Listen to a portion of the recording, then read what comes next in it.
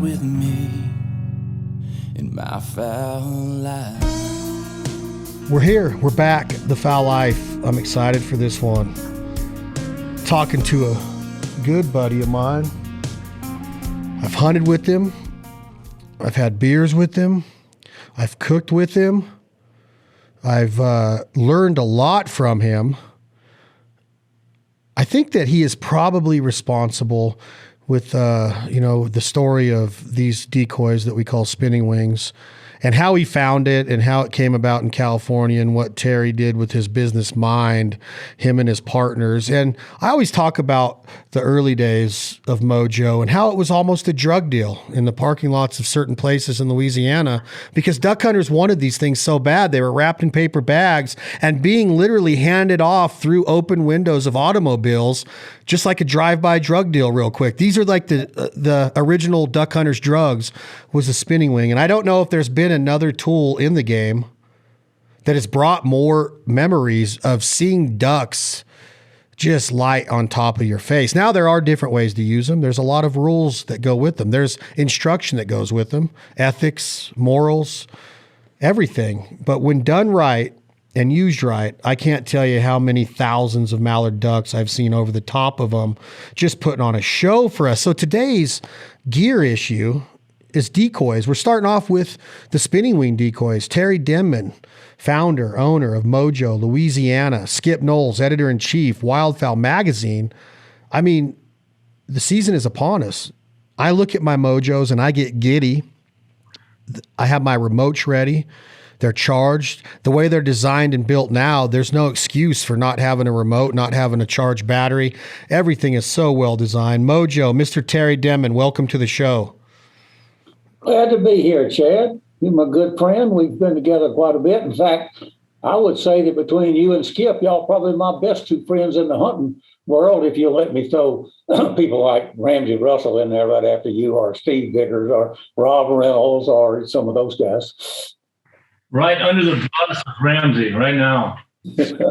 Now, I did steal a quote. Chad, I've been prone to stealing a quote here and there. What was it, the Waterfowler's Bible? The giant gear issue. Well, I stole one from Ramsey, but I gave him full attribution in my last editor letter in the September Wildfowl about how we've all felt like we had spent the last year with our head under a pillow, and not being able to see the people we love and do all the things we love. Though this year got better for me. I don't know about y'all. Right from the very start of January, we started hunting more again. But the point was Ramsey, Mississippi Madman Ramsey Russell.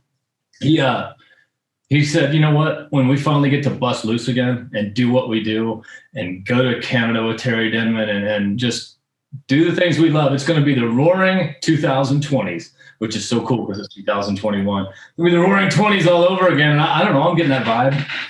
No, wasn't that the Great Depression though, Skip? No, that's what preceded the Great Depression. Oh, well, I thought the Depression was in the 20s too. No, it was the 30s, young whippersnapper.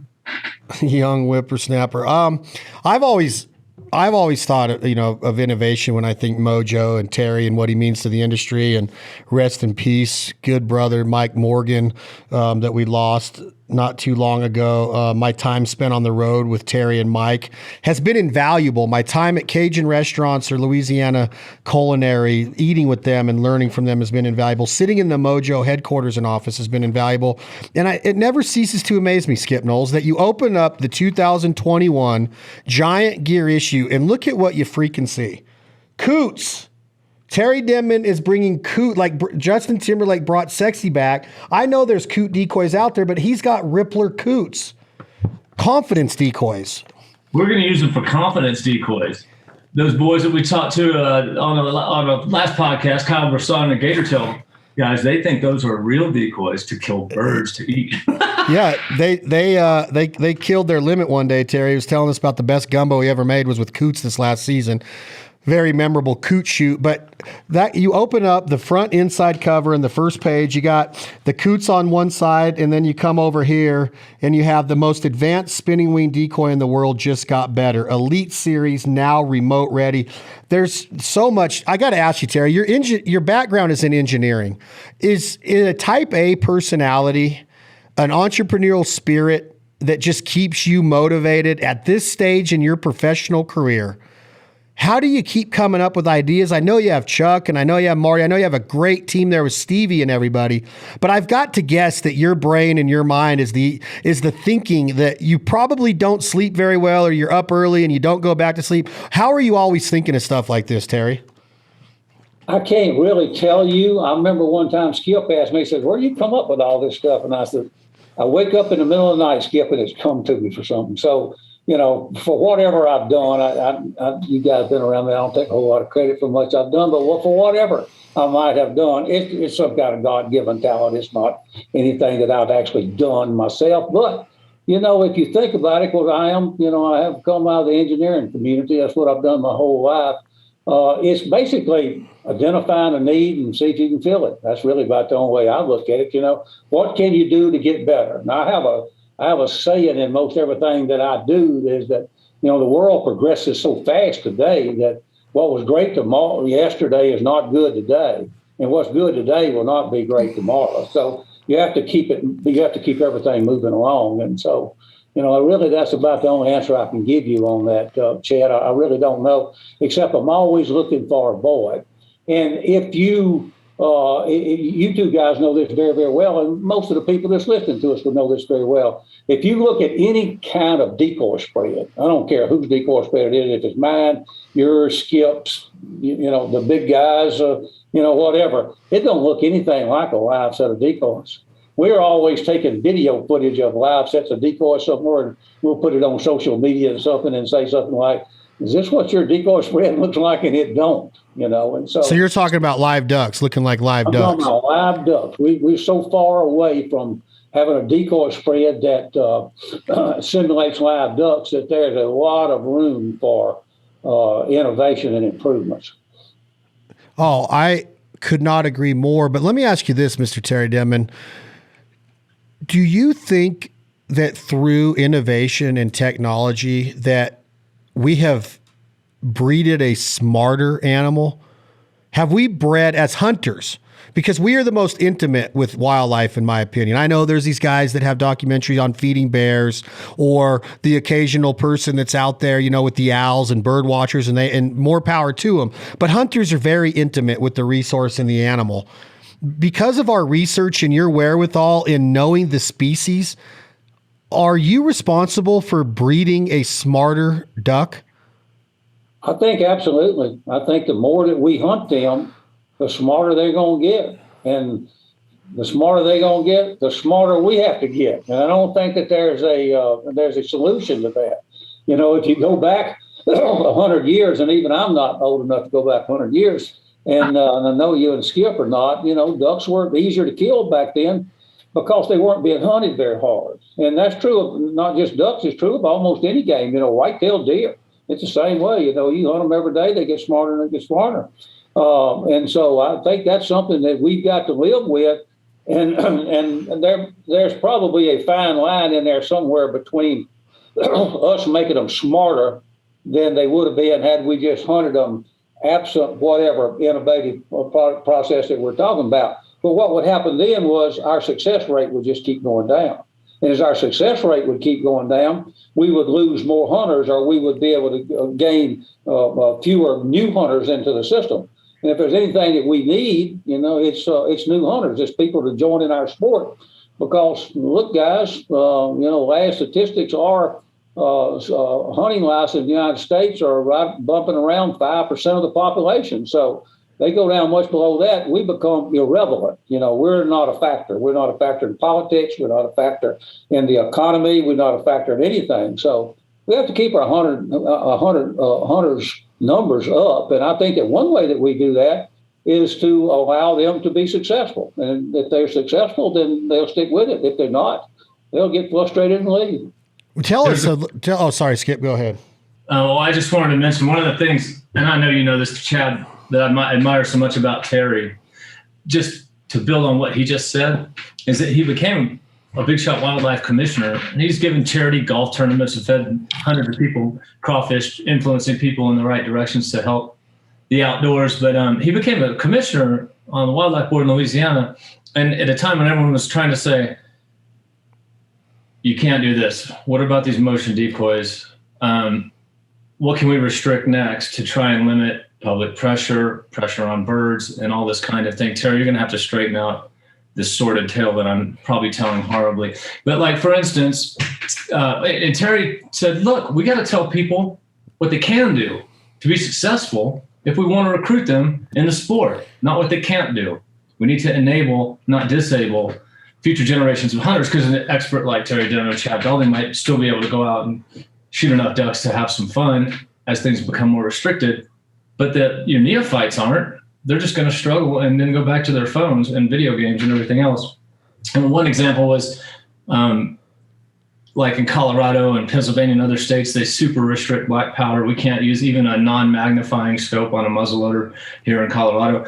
And Terry's like, why should we limit it to muzzleloaders? We should just, what I'm trying to say is he legalized the use of straight wall cartridges during a muzzleloader season. He broadened the ability of people to go out and be successful in that part of the sport. And that's been his approach from the start, is helping people be successful, even with some of his wilder inventions like the Spoonzilla. Terry, when you start thinking about what Skip's saying and what you alluded to, here's the deal. Duck hunting has got to be one of the hardest to not just be successful in, but to stay legal and ethical. Not only do you have shooting hours, and not only do you have gauges and shotgunning and leads and targets, and then you have to go with limits, and you can only kill this many redheads or this many hen mallards and this many canvasbacks. But if you go to Arkansas, you can kill 4 greenheads, but in Nevada, you can kill 7. But then on top of that, how do you identify these birds? Through flight or through sitting on water and everything like that? When it comes down to it, Mr. Terry, duck hunters have to learn a lot of different moving pieces and puzzles to this game, and confidence should kind of be natural to where getting that confidence through success should be one of the easier parts that come, right? Absolutely. I think as far as a complication factor, which is basically what you were referring to there, I think it's the most complicated sport that we have in hunting. Now, a lot of sports are more physically demanding. Some of the mule deer hunts, sheep hunts, some of the mountain stuff, elk, whatever, they're more physically demanding and harder to do. But there's no other outdoor hunting sport that I know of that's as complicated as duck hunting. And it seems to me that you just have to learn more. It takes longer to become accomplished at a duck hunter than it would, say, at I'm not going to name one because all the people jump on me, because they're all hard to do. But, it is very complicated to do, because start with, ducks, unlike, say, white-tailed deer, elk, something like that, they're extremely migratory. I know deer migrate, but they don't migrate from Alaska to South America in 2 or 3 months. The point being, they here today, gone tomorrow, and you have to deal with that aspect of it. You have to deal with the aspect of it that as these ducks move down the flyway, they become easier to kill when they arrive at any one given location, but only for 2 or 3 or 4 days. And then they become harder to kill. And then it's really, really tough until you can get a front or some other movement that brings some more ducks in. And so, I've known people that's, hunted for quite a few years, and we start talking about that particular subject there, and they say, I never thought about it like that. So it's obvious to them, but they just never thought about it. The duck's easier to kill the first 2 or 3 days. It's arrived at a new location. So it is very complicated, and that issue of duck identification is a big deal, and it's hard to do. There's people sell apps for your phone now that have put all these ducks on there so you can check them in the field. I've never tried that. That you couldn't do it on the wing by any means, but if they were sitting on the water, maybe you could identify them. But it's extremely difficult to live within all these rules and regulations, and especially the limit. Most places in the lower Mississippi Flyway have a 2 mallard hen limit. You kill 4 mallards out of 6 ducks, but only 2 of them can be hens. And if you hadn't been hunting a long time, and it's hard to identify these ducks in the air, like when they just come, zooming in to land in your decoy, it's hard to separate them. One of the best stories, and I want to go into more of this success and confidence, Mr. Terry and Skip, is I wonder, like, through your travels, through your speaking engagements, through your trade shows, through your consumer shows, through your hunts, your website, your direct messaging, how much the positive outweighs the negative. How many success stories has a dad said, my son got to see mallard do this, and the teal ate up the little MOJO teal, and the pigeons did this, and I mean, the predator did this, the coyote, the bobcat. It's unanimous, I guarantee it. But one of the stories I want to tell you that I witnessed was somebody that was pretty prolific in the industry. We're in a dry cornfield situation and filming. MOJOs are out in front, and the ducks are eating it up like it's their job. Well, this guy says, hey, we can do this without them. We don't need them. Let's do it without them. So we take them out. Okay, well, there's that mindset. MOJOs, we don't need them. They're unethical, whatever it is. I'm like, okay, take them out. We don't see a duck. Put them back up, but put them behind us. I don't want the cameras to see them. Okay, we'll put them behind us. Cameras can't get them because all the ducks are landing on the MOJOs behind us, and we can't shoot them. We'll put them out in front of us. Get them back out there. Get them. Oh, we got to get them. Da da da da. And I'm like, wait a minute. Like, why do we hide the fact that we like McDonald's food? Is it bad that I say I like a Big Mac and the French fries and the salt on them? Why do we have to be closet McDonald eaters? Why do we have to be closet MOJO guys? I know so many people that have so many success stories over MOJOs, but also like to talk out the other end of their face and say, oh, we like to be old school and we don't really need that. There is a point to my story here. These things have provided so many ducks in your face. And when Mr. Terry says the identification part of this, and I also mentioned it, is so difficult, it becomes easier with the tools that get the ducks closer, giving us the ability to pick out things like their spectrums or their wing, their wing colors on their wings or their heads or their beaks or their feet, letting us not shoot over our limits in gadwalls or mallards or hens or canvasbacks. It blew my mind that this guy literally would have done anything to make people think he's killing mallards without MOJOs. That to me is a weird phenomenon with the MOJO. Does my story make sense, Terry? Absolutely, it makes sense, and we hear both sides of that. We get a lot of compliments. People call us up, tell us the success that they had with our various products, and then you always got the other side that's going to jump in and say you don't need them, they're not ethical or whatever. They want to beat up on the hunters that do use them. Which brings up a whole new kind of subject that I put in here.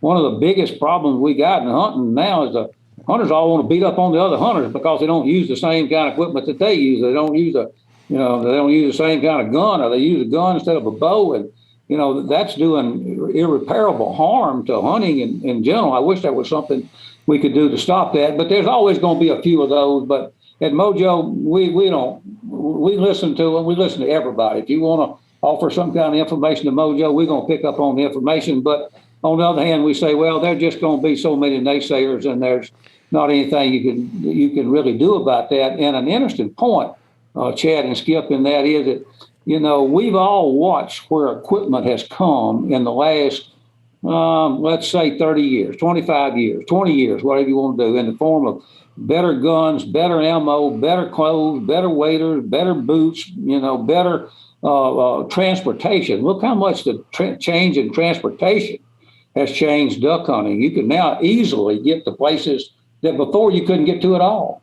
And all that has helped duck hunting, hunting in general, but helped duck hunting especially. But they want to just pick out the spinning wing decoy to beat up on them. They don't want to beat up on these other things. So, who knows? Maybe that's a good double-edged sword. We get some good and some bad out of it.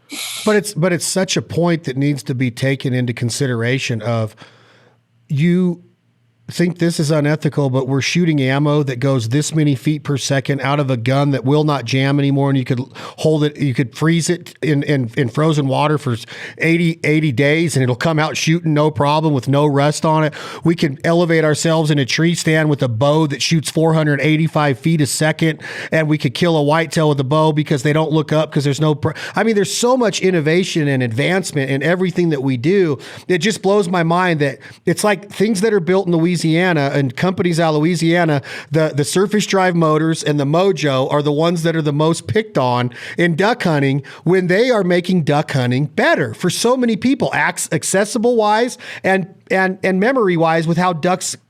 And again, I'm not saying, Mr. Terry or Skip, that you put your MOJO out there and every duck that flies off the roost that morning is going to land in your lap. There's ways to do this. And that's where I want to go next, Mr. Terry, is that we have to have an ideology and a mindset when using decoys like this, mixed with our static decoys, our blocks, our floating decoys, our jerk rigs, whatever we choose to use. I want to go into just a couple hints that you and I have touched on before of decoy placement when it comes to the spinning wing. And I also want you to touch on levels of depth perception and things that you've seen through your studies and your travels in different hunting situations. Is it okay to use a taller pool? Do we want the swimmer and the floater on the water? Do we want to mix them? Do ducks act different from what you've seen in all of your hunting experience? Where do we place the decoy?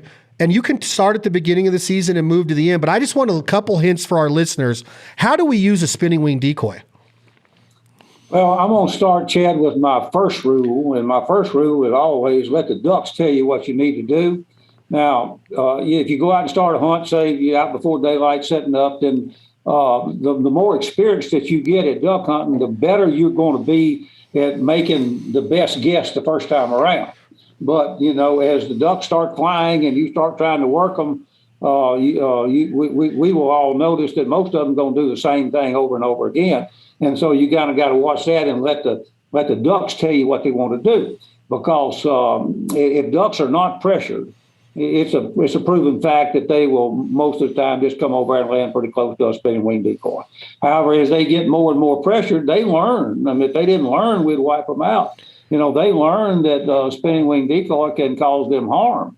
And, that's the other side of that the two-edged sword. That they're real good, but on the other hand, the ducks learn from them real easily.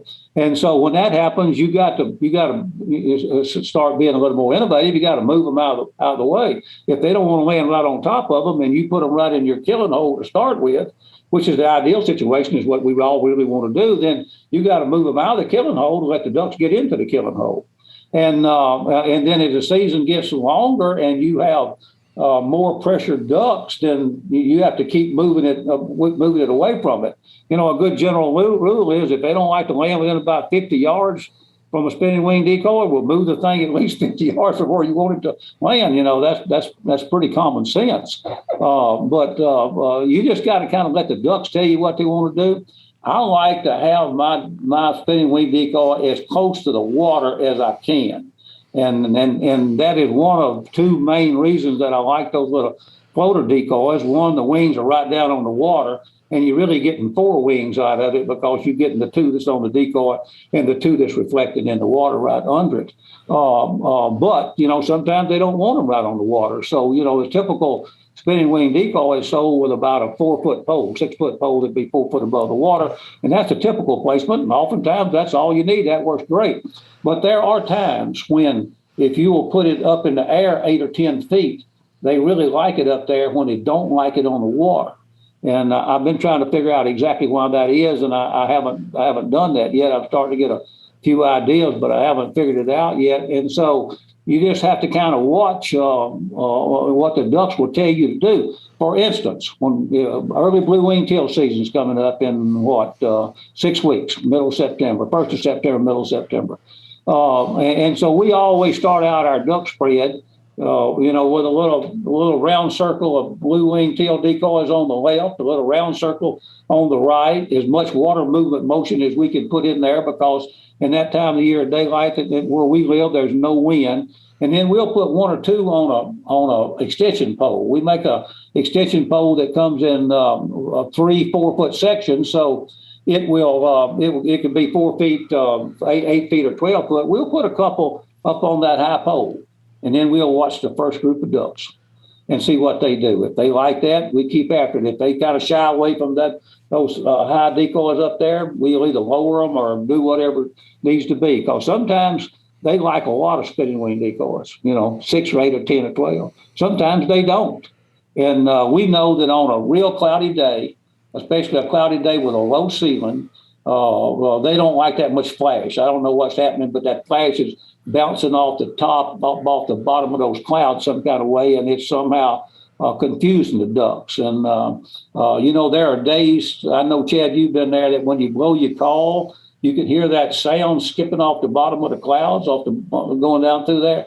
That's the days that they don't like a lot of flash, because something in all that is scaring them. That call scares them that day. Yeah, you can only blow very, very softly on a day like that, if at all. And so you just watch the birds.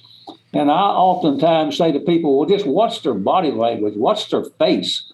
And they say, you can't see a duck's face when he's going in landing. I said, but you can if you watch it. Maybe you can't see his eyes from way out there, but you can see his expression. You can see if he's eager to come in, if he's suspicious, if he likes it, or he's attracted to it and he's thinking about it. You can kind of tell all that from ducks when they land if you watch them close enough. And that's really how you're going to get better at decoying. Now, as I said in the beginning, the longer you do it and the more experience you get, the faster you're going to be able to adjust your decoy spread. The closer you're going to be able to set it up to the correct setup to begin with. But if you're brand new, just go out there and do whatever you think's best at the time. Watch the ducks. And before daylight, before good light, not before daylight, before good light, you're still legal shooting time, they'll fly around kind of crazy. So you don't get a lot of information from those ducks. But once it gets light and they settle down and they start coming in patterns, they'll all do just about the same thing for any one given species of ducks. Watch them and they'll tell you a whole lot about what you need to do to your decoy spread. I love that. And Skip, if you don't have a question, for Mr. Terry, do you? Because I don't want to cut you off. I was on mute there for a second, but I have something that I'd like to ask him with his history. In a second, I'd like to hear. Our friend Tony Vandermoor told us he's already seeing teal in it's August 2nd in Louisiana. I'd like to know when he's done with your question, and Terry can handle about 10 questions at once. You can hear how analytical and crazy his mind is. Let's get back to talking about your teal property, Terry, too, when Chad's done. Yeah, no, go ahead, Terry. Talk about teal and your teal property and how this has kind of become the kickoff. This is the kickoff to the season in the southern part of the United States, Texas, Louisiana, Mississippi, Arkansas. There's teal seasons in other parts of the country, the early Canada goose seasons up in the Dakotas and Minnesota, Iowa. What does it mean, Terry, at your level of the game? Do you still deal with the mosquitoes and the heat? Do you still look forward to the early season? You mentioned Steve Biggers. I have not met the man personally, but you talk about a reputation. I mean, if Terry Denmon's going there every year, it must be good. Do you still get fired up for the teal season, Terry? Well, absolutely. Down south, especially, the big deal has always been, continues to be, the opening of dove season. Dove season is going to open down in the south. By the federal framework, you can open it on September the 1st. But, Texas opens theirs on September the 1st. Louisiana and most of these other states going to always open it on a Saturday to let more people go hunting. So it's going to open the first Saturday in September. And that was and more people hunt doves than any other species, because that's their first time to get out in the field. And so it's an easy sport. You can take your kids or your wife, your girlfriend, whoever you want to, you can take them on an easy hunt for dove hunting. Well, when they started giving us a early blue-winged teal season, it has most of those same characteristics, because it just comes a week or two later after dove season does down here. But the difference is it's duck. Duck gets in your blood a lot more than dove gets in your blood. There are some dedicated dove hunters I've crossed paths with in my life, but most of the time people just going dove hunting because it's the only season open. It's the first one. They can get out in the field and do some shooting and do some hunting, work their dog, do things like that. So, but it's not duck. So here comes early blue-winged teal season.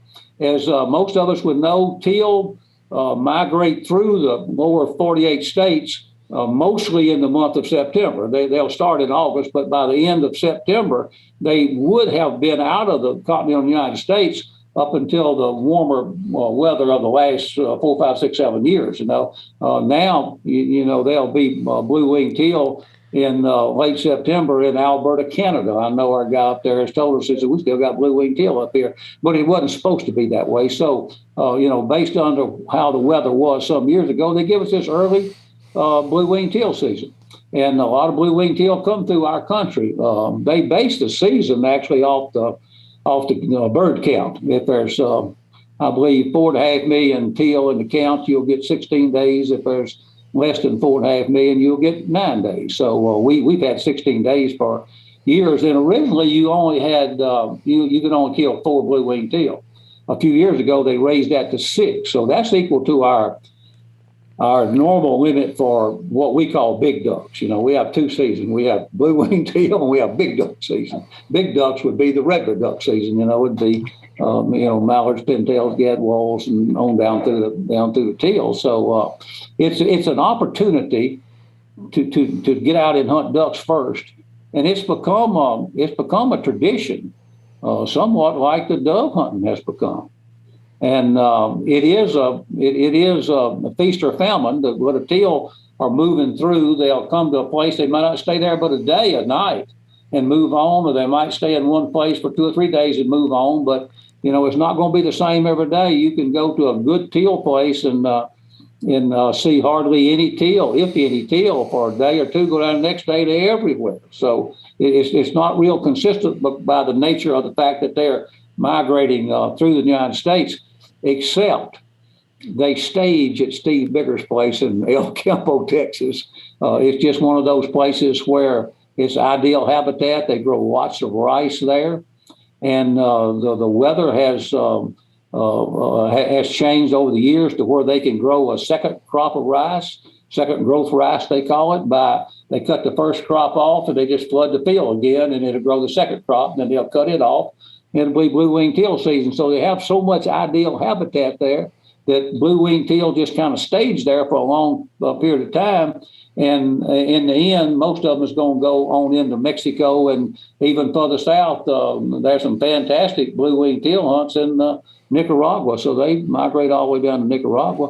But to tell you the truth about it, I like it just about as much as I like the big season, not counting mallards. Okay, you got to have mallards, but we don't have mallards that time of year. But it's a fun shoot now. It's a fun shoot, and nothing eats any better than teal does, except maybe for a wood duck. How's your property looking? It's Skip. I can't tell you why, but the backwater is when the Mississippi River floods all the other rivers, that all back spills out in these overflow areas, which is most of our farm is a overflow area. Those kind of areas are really what attracts all the ducks. It's getting to where the backwater stays up a little later every year, and here we are on in early August.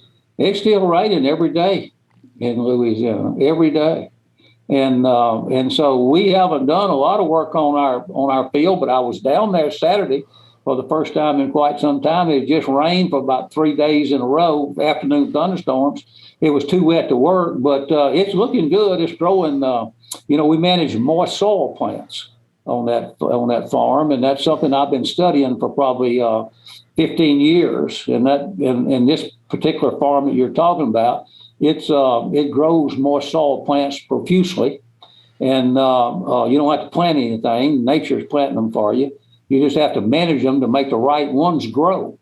And of course, the management of it is the timing of your drawdown, and then the timing of the drawdown determines which moist soil plant will grow. And so you have to draw it down at the right time to make the correct moist soil plant grow. And after that, you got to keep the noxious stuff out of it. So, we disc, burn, spray, do things like that to enhance the habitat of it. And the moist soil plants, the seed that's in moist soil plants, unlike a domestic seed of some kind, it will last in the water all year. The water doesn't hurt it. So if it gets wet, it doesn't bother it as it would say a soybean or something like that. You submerge a soybean, it burns the soybean, but it doesn't bother these. And it grows so thickly that it's a great invertebrate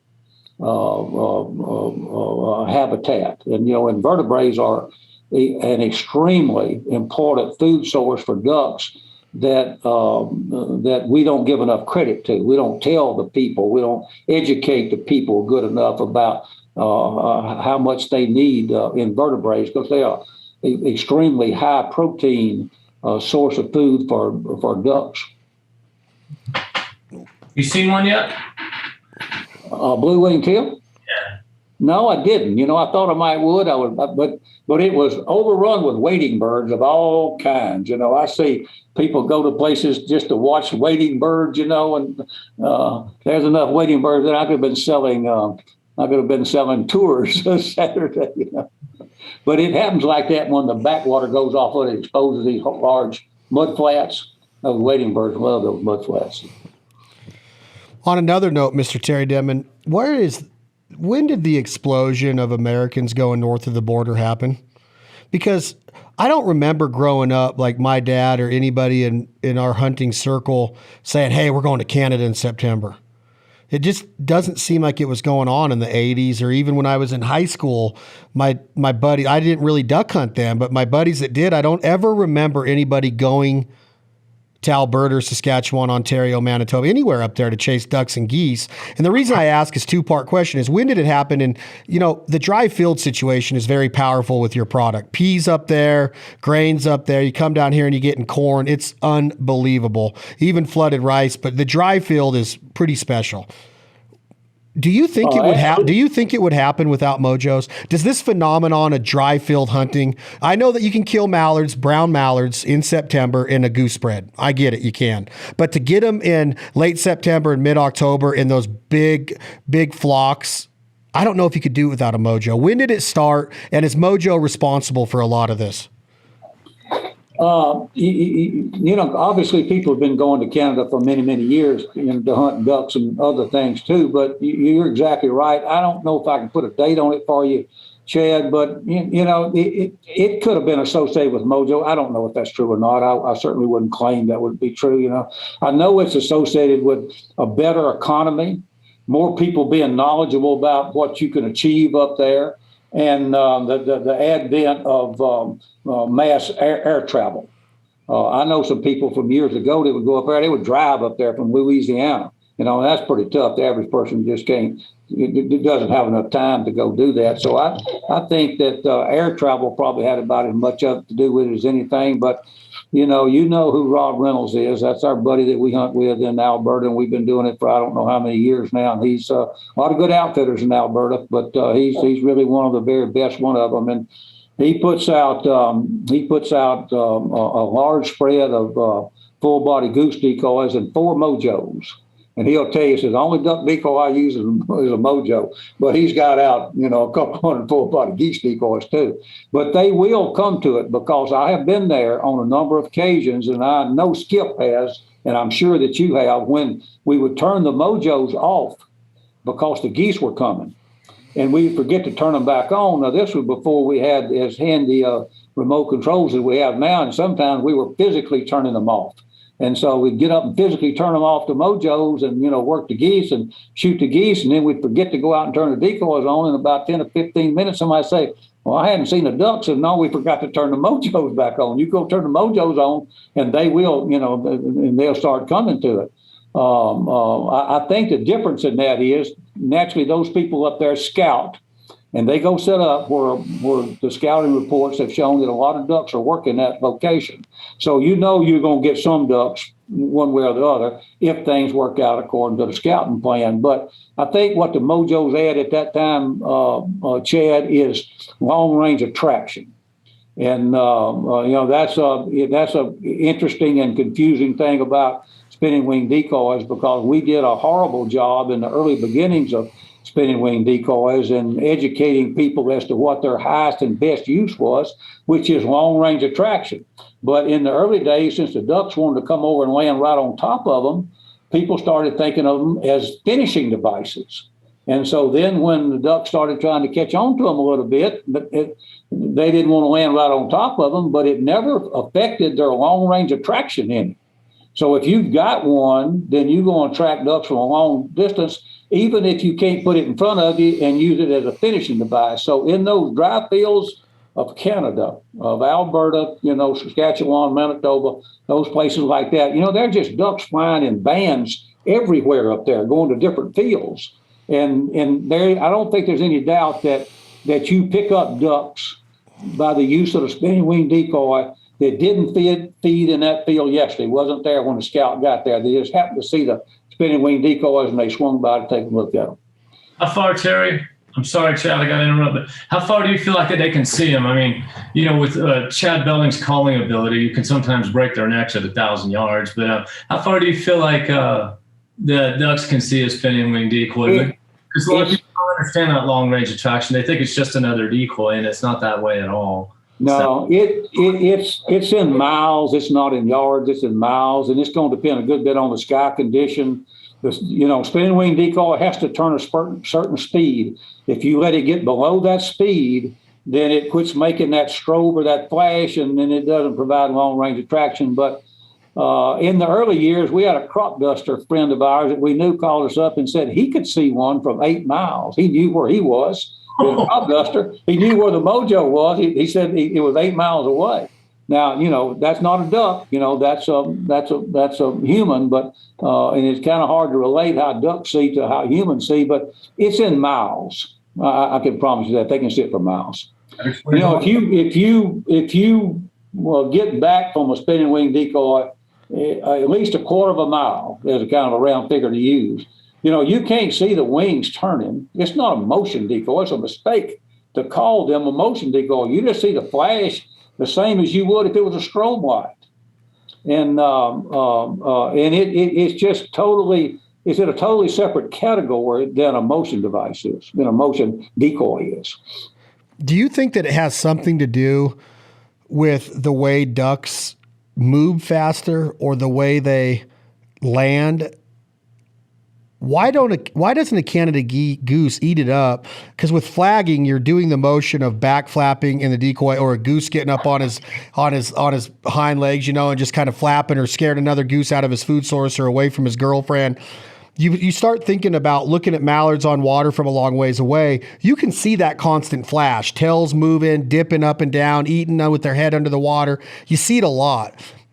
In a dry field situation, the ducks are coming and they work more horizontal. They do a lot of false runs, where over water, they work more vertical down onto a decoy spread, in my opinion. Over dry land, Mr. Terry, they're working more horizontal, false run. They'll do it again, then they'll approach and try to get their landing right. What is it about that, you think, in your studies, that a Canada goose depth perception or vision or whatever it is, why do you have to turn the MOJO off to attract flocks of Canada geese? And I'm not saying they won't eat it up, because I've seen some do it, but not many. Yeah, we killed them. We killed them over MOJOs when the MOJOs were still running, but it's pretty rare. Most of them is going to shy away from it. Of course, geese do not beat their wings fast enough to produce that strobe. So they can look at that strobe and tell that it's a duck. Now, I can't tell you why they don't want to come over and land with the ducks, because if they're just out there without a spinning wing decoy, you see geese and ducks landing in the same place. So, but overall, I think they kind of try to stay separated from one another. But geese do not produce that strobe because they don't beat their wings fast enough. Oh, so they're just not used to seeing it. Yeah. Does it scare It's not other geese. It's not other geese. So they're looking for other geese to land in. It's not. That raises the question of flock of flickers, though, because they make a nice flashing motion you can see from a long ways off, and geese don't seem to mind them as much. Now, I haven't killed a bunch of geese over flock of flickers, but I remember when I first got one of those devices in my hand, this little heart-shaped blade-like wing with a little motor on it, and I'm like, in the words of Terry Denmon, do what now? Do what now? And go yonder. Over yonder. Did you see where that was added to the dictionary? I sent that to you. I got your text the other day. Yeah, I love it. Yeah. Okay. It's now an official word. Now, I saw one of your videos where you had a bunch of flock flickers out on the ground amid a bunch of other decoys, and I think it was probably shot from a drone. But you got the concept right away when you saw that video. Anyone knows that motion when they see it, and that flashiness. It's just kind of a busy motion, even though it doesn't look like a duck or something. It's just it's a trip. How are those doing? Or did guys catch on, or did they figure it out? Or no, they didn't catch on. But we took that product off the market for a year, and we're just now getting it back on the market because we had some production issues with it. It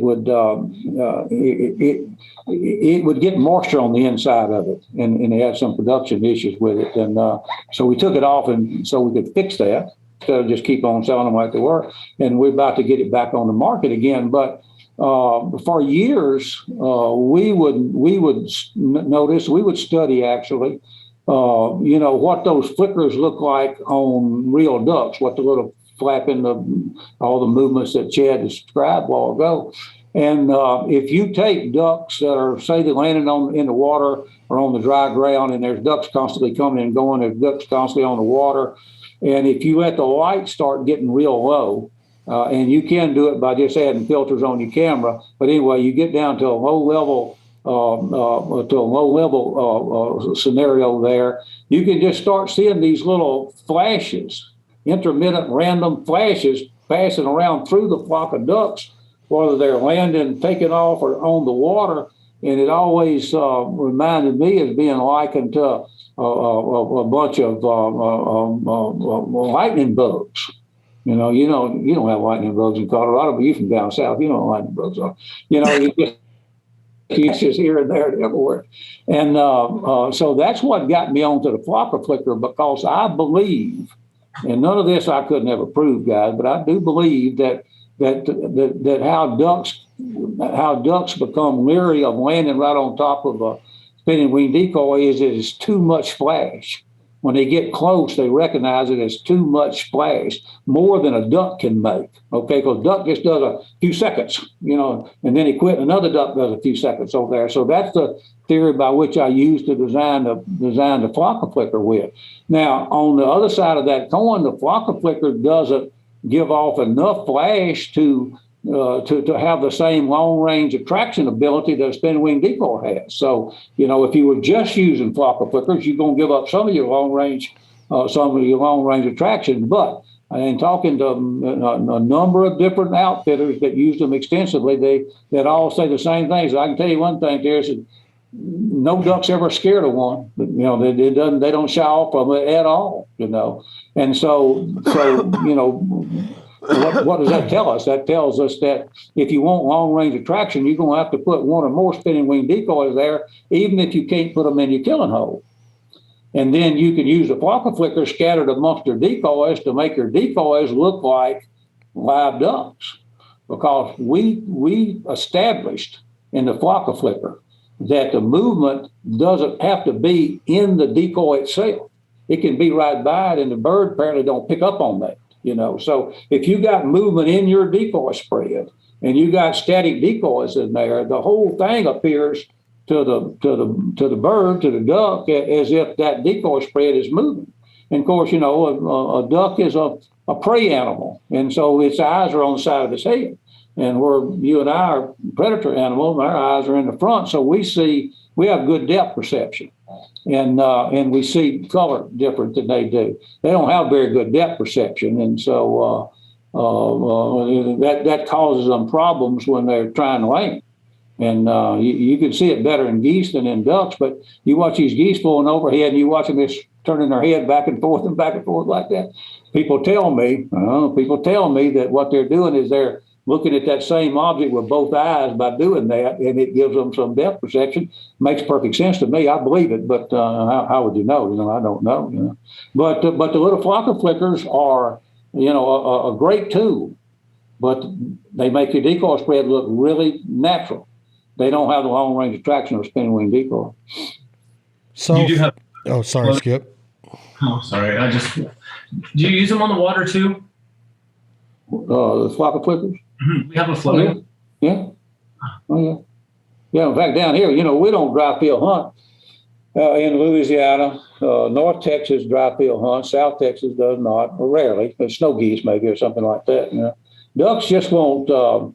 Ducks won't dry field feed in places like Louisiana except under unusual conditions. I've seen them do it in ice and snow or something like that, but ordinarily they're not going to do it. And I would have to assume that's because given the choice, they'd rather have the food in the water, and there's plenty of food in the water in Louisiana. So you get up to, Alberta, there's no food in that water.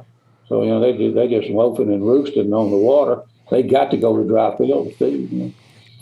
Mr. You get to places like Kansas and North Texas, Oklahoma, they got some of both. Mr. Terry, you have product that suits so many needs. September rolls around, you have MOJO Dove, you have MOJO Teal, you have so many different species from gadwall to redhead to the spoony to the sprig, widgeon mallards, hen mallards, remote controls. You have the mini MOJOs. You have goose products. You have the flock of flickers. You move into spring, you have turkey equipment. You have predator equipment that you can use all year to practice predator management and call coyotes and different predators in close. Getting that call up wind of view and let them circle downwind right in front of your gun. Amazing innovation. Is there anything new we can expect? Do you have anything that's going to blow our mind? I already showed everybody the front inside cover of the new gear issue. We have the coot. Is there anything else that we can expect, Mr. Terry, out of MOJO this year? You think that coot's a okay idea, too? Heck yeah. I have one of my mentors in duck hunting is Dave Stanley. You guys know John David Stanley. Dave Stanley is his father and the president of our Heritage Duck Club out here in Nevada, the Canvasback that Skip needs to come out and do a piece on someday. But we did a podcast the other day on scouting public waters because we get so many requests from people on how do you navigate public water and so we did preseason scouting, summer scouting, and then during the season scouting and mid-season scouting, all that. And one of the things we talked about was color, swan decoys, canvasback decoys, and coots. About how when you see mallards or puddle ducks in a relaxed situation, there's always coots around. You know, they're like widgeon. They're stealing food from them. They're messing around with them. But there's always coots in our marshes out here, Idaho, Nevada, Washington, Oregon, California. I think it's a great idea. Then you put the ripple effect with it to where the coot's moving. Because like it says in the ad, if something's not right, the coots are out of there. They're very skittish. They'll start walking or swimming and then walking and running across that water. So, yeah, I think it's a great confidence decoy. I think that everybody's going to have them. It's just that education process of like telling people why, right? Well, I don't shoot coots. Well, that's not why they're in your spread. Okay, that's you might not be hunting canvasbacks, but mallards key in on that color from a long ways away, mixed with the flash of that spinning wing. It's all about being unorthodox, thinking outside the box, and I think that's why you've been so successful in business, is that you're not afraid to take chances on stuff like that, and then you have enough intelligence and wherewithal to be able to educate the consumer and the everyday duck hunter of why you should have coots in your decoy spread. I think overall the coots will help any duck hunter hunting in water. You know, how duck hunting is. They go out there the first time, they say, I didn't see they did any good. But overall, they're going to, because just as you said, a coot will just not hang around any spot that has anything suspicious going on. So if they take the 6 of them, there's 6 in a pack, 2 ripplers, 4 stags, they'll take them and put them out on the point of their decoys. That's what I would do, just right out on the point of their decoys. Well, those ducks are going to notice them. It's going to make them think that everything's okay. It's going to give them some level of confidence. Is that going to be enough for them to land them and shoot them? We don't know that. That depends on a lot of other factors. But there is an interesting story that goes with those coots that really didn't have anything to do with me developing this. But many years ago, I was sitting in a duck blind with the famous Phil Robinson. And Phil was philosophizing, as he typically always is, about something. And he's telling me one day, you know, Phil called everybody by their last name. He said, Denmon. He said, you know, one year I took these, what size is a Coke bottle this big, around this big? 2 liter. 2 liter. What's that? 2 liter. 2 liter. He said, I took 2 liter Coke bottles and painted them black and with a white ring around their neck. And I put all them on one side of my decoy spread. And then I took regular decoy and I put all of them on the right side of my decoy spread. And he said, all the ducks want to land in the Coke bottles. I said, why do you think that is, Phil? And he said, I think they thought they was coots. He just casually said that, you know. I didn't give it much thought at the time, you know, but I started watching after that, you know. If anything's going on around a duck blind or anywhere in the water, then coots are not going to stay there. They're going to leave. If they're there, it's okay. It's a great point. So anything else? Is there any secrets? Are we going to become better duck hunters from any other tools coming out in the repertoire? Well, we have quite a few tools on the development table. Some of them we've had on it for a couple of years, trying to work on issues like sufficient battery life and the use of the lithium-ion batteries has helped us a lot on that. You know. You could run it with the typical lead acid battery like we use, but they're just too heavy if you have to have a lot of battery power. So there's some things along that line, things to make your decoy spread just look more lifelike, more movement, move some water, move the decoy. Terry, I don't know how many duck seasons that you've gone through. I'm going to say at least 50. I'm going to say you're 65 years old and you probably started hunting when you're 12. So I'm going to say right around 50 duck seasons, somewhere in there. You have visited duck camps all over the continental United States, South America, Canada. You've been to Africa hunting ducks, but does a duck lodge or camp lose credibility if they do not have this magazine sitting on the table in the lodge or the camp headquarters? Do you turn around and leave if you don't see wildfowl in the bathroom or in the lodge somewhere, Terry? Well, most places I don't have the option to turn around and leave, but they certainly missing the boat. I can say that. It's the best. It's the best waterfowl magazine out there, without question. We rank it number one. And you have a great relationship with them. You continue to advertise through them. There's articles that's been written about you in the magazine. What would you say to the young whippersnapper now that might not know what a magazine is? Okay, there are people out there that don't even know that magazines still exist. Would you tell the duck hunter to get a subscription to Wildfowl? Yeah, absolutely. I'm a big believer. I'm a big believer in you. If you want to be knowledgeable, or from our side of the thing, if you want to touch all the people, you got to participate in all of the popular media today. You got to participate in TV. You got to participate in print. You got to participate in social media because they all do something different for you. And from a MOJO perspective, I believe that being associated with a publication like Wildfowl Magazine gives us credibility. That's our main interest in it, is it gives us credibility. We think if we're in there in buying ads from them, just run those ads you show, a lot of eyes are going to see it.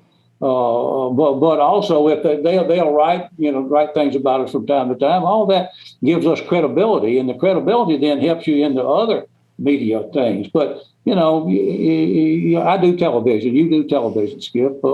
Chad Skip does television too. There's only certain things that you can do in television, and you can do things in television that you can't do elsewhere. But they all can do something a little different.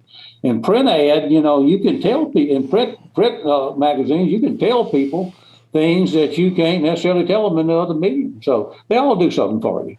But we would never leave Wildfowl Magazine. With your outlook right now, and I'll let Skip finish this, is this going to be a great 2021-22 season? Kyle Broussard felt with the droughts in Louisiana that it will be. Chris Cifrio in Arkansas said because of some of the cold fronts early so far, it's going to be great. Tony Vandemore, all of our friend here mutually, told us a couple days ago that he's already seeing blue wings in Kansas or in Missouri. He's had a couple cold nights already there. Do you feel, from what you're seeing so far, do you have a guess, or are you just so optimistic you're going to say it's going to be one of the greatest seasons on the books, Mr. Terry? Well, I certainly think it's going to be a good season. Could be a great season. People get their spirits dampened by the fact that the count's down, because we don't have a count this year. They didn't count this year, but we know that it is dry along a lot of the breeding grounds up there. That would tend to suggest that we didn't have as good a hatch as we normally would do, even though we don't have any statistics on that. And to tell you the truth, I haven't found over my lifetime that makes a whole lot of difference. It's all about your conditions where you're at and the weather. If the weather, brings the ducks there, then you can't really tell that there was fewer ducks hatched up on the breeding ground. So I think it's going to be a great year. It's rained a lot across the South, all the way up to Kansas. I think it's rained up on Tony and them too. I saw something where he was having some blood problems up there earlier in the year. So there's going to be a lot of water on the ground. Oftentimes this far down, when they start the seasons in October and November, we're still in a dry period, not a lot of water on the ground down here. But, once you get a lot of water on the ground in places like Louisiana, Arkansas, some parts of Texas, there's just lots of natural duck habitat, not water that somebody pumped in there for the ducks, but the natural duck habitat and refuge. It gives them some refuge, got little isolated places around that people don't know about, they don't hunt, they give the duck can find, gives them refuge, some safe escape to go to. I think it's going to be a great year. Awesome. Very well said. Such awesome knowledge being dropped by the great Terry Denmon. He's a member of the Outdoor Hall of Fame. Is that in Memphis or Nashville? Well, it's headquartered in Nashville. I do believe that they're having their annual banquet this year at the Pyramid in Memphis. Memphis. Okay, that's what I heard. Skip, you've known Terry as long, if not longer, than I have. I don't know how to end it, Skip, other than we could pay homage to the man for what he means to duck hunting and what he's done to the success rate of duck hunting. How do you want to end it, Skip? Do you want to tell your favorite Mojo story, or do you want to sing him a song? Terry's favorite, he has so many good Skip stories, like when I shot a black wolf out from under him in Alberta. But he probably loves that story about me hanging outside the Buc-ee's, that giant convenience store in Texas. We're all pumped up to go to Steve Biggers the first time. I'm down there to kill ducks. I had no idea about what else was going on, but there were people everywhere wearing camouflage. And I'll let Terry finish his story. Actually, Skip's still mad at me because I wouldn't give him enough shotgun shells when he and I were shooting coyotes in Mexico that time, and the coyotes were coming like crazy.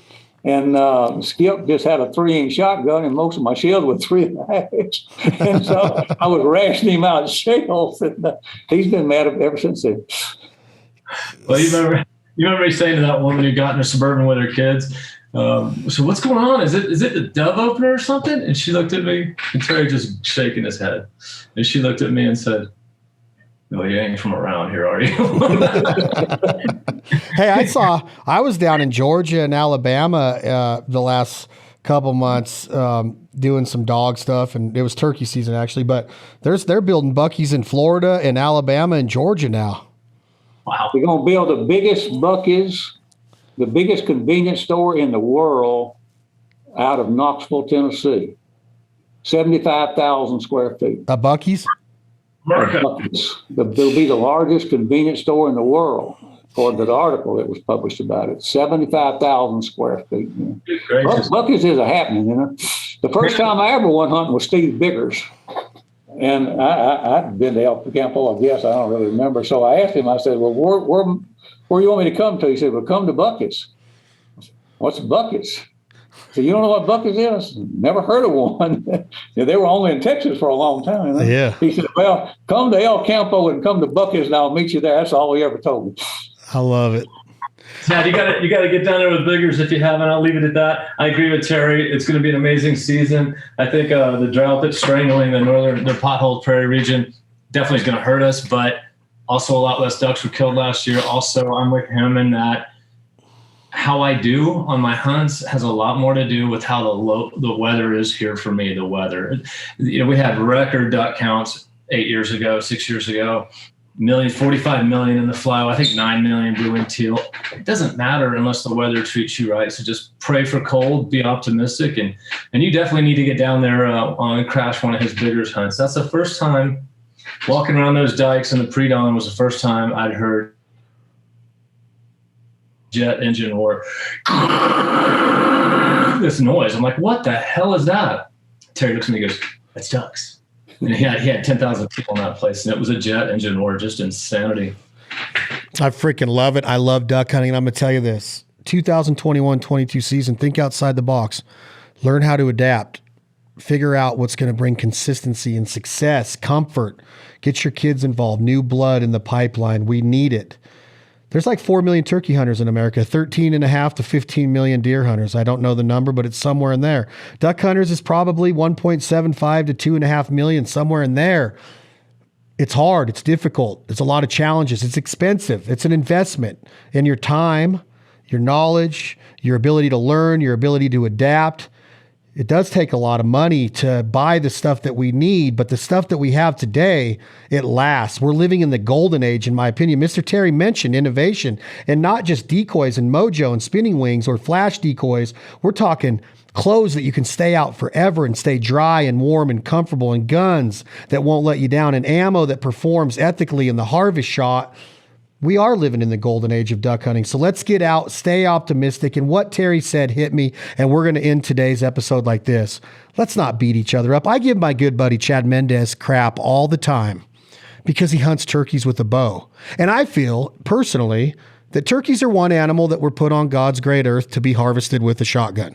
I don't know why I feel that way, but I've asked a lot of my Southern brothers and sisters where turkey hunting is a religion, the same question, and they all seem to agree with me for some reason. But that still doesn't give me the right to question Chad's reasoning for hunting turkeys with a bow. Some people don't believe in the fanning of the turkey and getting behind it and reaping a turkey, and MOJO has been prolific in this. To each their own. If it's legal, let's stay behind it and support it and not beat each other up. We understand that social media has the ability to make everybody look like they're living their best life, that every hunt was the best, that every pile picture was 17 days in a row. We all know that it wasn't.